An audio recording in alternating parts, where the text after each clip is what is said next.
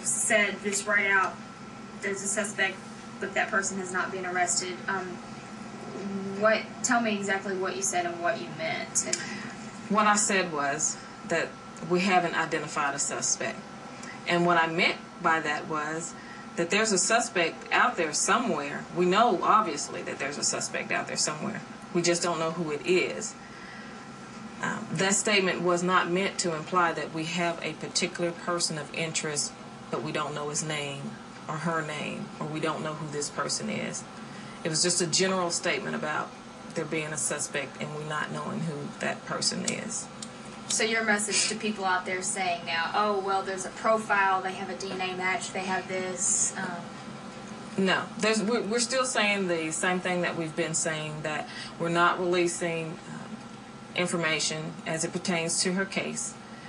We're still telling people to practice those safeguards that they hopefully have been practicing all year long, as far as keeping themselves safe from harm, not becoming a victim.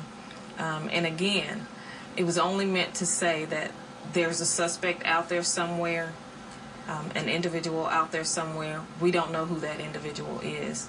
Not to say that there's a particular person of interest that we're looking for. And then I think the AP specifically says a person who has not been identified, implying that you have a profile, or is that true? No, we do not have a profile. We do not have a figure. We do not have a body. We do not have a face. It was just meant to say we don't have that. We don't have a person, a face, a body, or anything to identify with.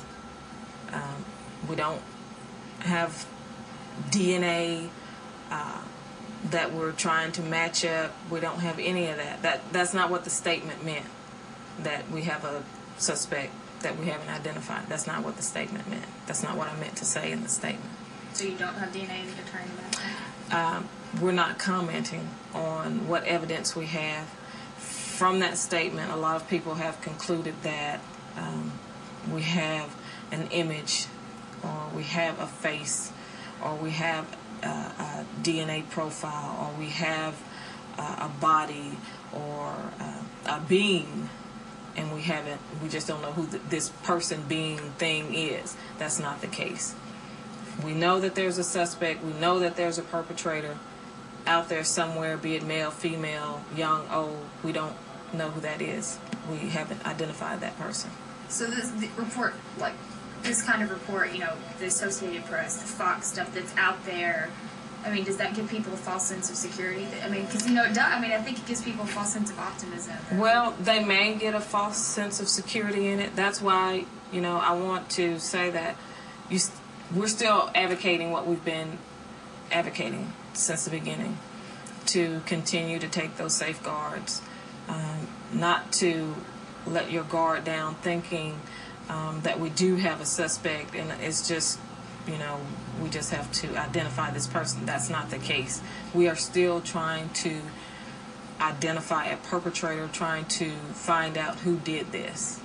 Are we any closer to this than to progress than we were this time last week? We are receiving tips daily. Our detectives are working vigorously.